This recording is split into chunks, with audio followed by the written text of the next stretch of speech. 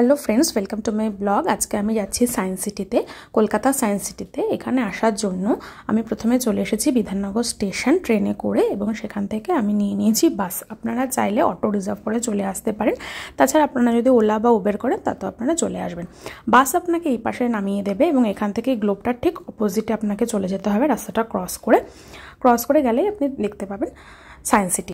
Airport বা south Calcutta থেকে আসতে হলে আপনারা বাস বা ওলা উবের সবই পেয়ে যাবেন।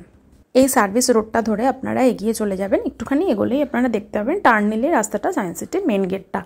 আমি যেদিন গিয়েছিলাম সেদিন এখানে একটা এক্সপো চলছিল, খুব গরম ছিল, শীতকালে গেলে আরও ভালো লাগবে। সায়েন্স সিটিতে একদিনে পুরো ঘুরে দেখা সম্ভব নয়, আপনাকে গোটা দিন আপনার সায়েন্স সিটি ঘুরে দেখতে কম পড়ে যাবে। এটা হচ্ছে মেন গেট, এখান থেকে আপনাকে নিয়ে নিতে হবে টিকিট। প্রবেশ মূল্য এখানে হচ্ছে 70 রুপিস করে, কিন্তু এই যেদিন আমরা গিয়েছিলাম সেদিন আমাদের কোনো টাকাই লাগেনি, সেদিন হচ্ছে ফ্রি ছিল। তো আমি টিকিট কাটার পরে দেখলাম যে আমার জিরো ব্যালেন্স, আমাদের কোনো টাকা পয়সা দিতে হয়নি। এই গেটটা দিয়ে আমরা ঢুকে আসলাম। এই গেটটা দিয়ে ঢুকে আসার পরেই আপনি সামনে দেখতে পাবেন হচ্ছে একটা রবীন্দ্রনাথের 3D একটা পিকচার এখানে লাগানো আছে, মানে লাগানো মিনস করা আছে এদের।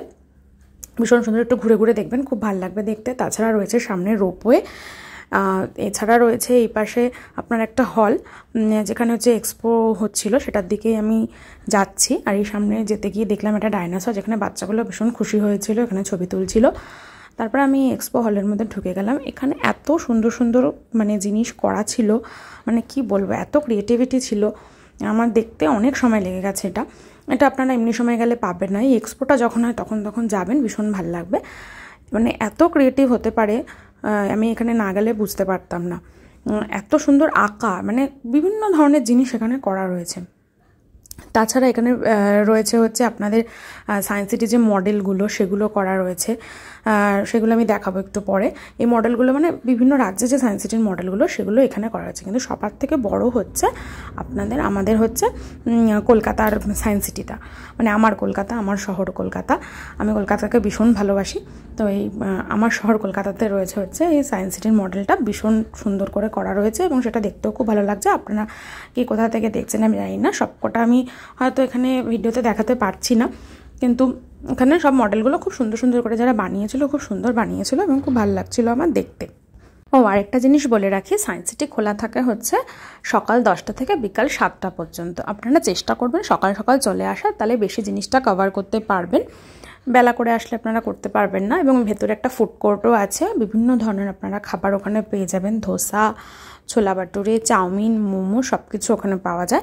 আমরা এটা দেখার পরে আমি চলে যাচ্ছিলাম আরেকটা হলে, যেখানে আমরা একটা শো দেখবো, সেটা হচ্ছে হিউম্যান ইভলিউশন। সেটা টিকিটটা কেটেছিলাম আমরা, তারপরে আমরা লাইনে দাঁড়িয়ে পড়েছি। ভেতরে ক্যামেরা অ্যালাউ নেই বলে আমি দেখাতে পারলাম না, কিন্তু ভেতরটা খুব সুন্দর, নিজেদেরও ভালো লাগবে, বাচ্চারা গেলেও ভালো লাগবে। তারপর আমরা চলে আসলাম এখানে একটা মেন বিল্ডিংয়ে। এখানে আপনারা স্পেস ওডিসি বলে একটা জিনিস আছে, সেটাতে আপনারা টিকিট কেটে দেখতে পারেন, কিন্তু আমরা যেটা নর্মাল যে জিনিসগুলো ছিল সেগুলোতে গেলাম। সেটা হচ্ছে 4তলা ছিল, 4তলার ওপরে আপনি উঠে যাবেন লিফটে করে, এবং সেখান থেকে দেখতে দেখতে আপনি নিচে নামবেন।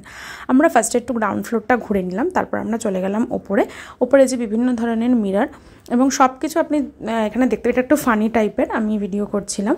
তারপরে হচ্ছে এখানে এই যে বললাম যে রাউন্ড রাউন্ড করে নামতে হবে, এরকম করে করে আপনাকে দেখতে দেখতে নামতে হবে।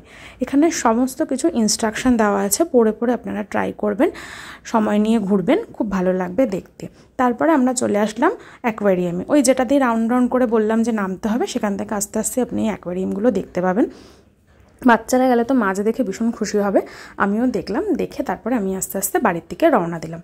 আমার এই ব্লগটি যদি ভালো লাগে তাহলে লাইক সাবস্ক্রাইব করে দেবেন, আর আমার চ্যানেলটিকে একটু সাপোর্ট করে দেবেন।